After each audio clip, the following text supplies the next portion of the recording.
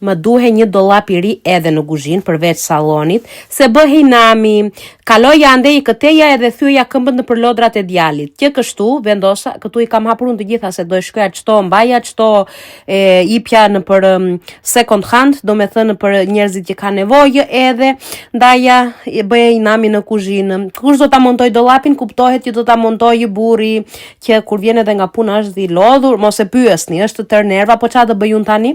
Vetëm unë nuk e bëja dot. Ndaja edhe më ndihmoi burri, e bëri burri në fakt. E ndihmoi djali, siç mund të shikoni. E përgatita dollapin, është gati dollap. Tani si quhen këto rafjera, ku di unë, nejse, hajde.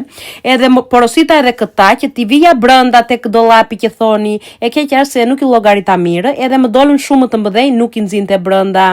Ndaja edhe po I përgatit një çik këto, deri sa të vinë të tjerat, se porosita të tjera që t'i nxjerr brenda dollapi.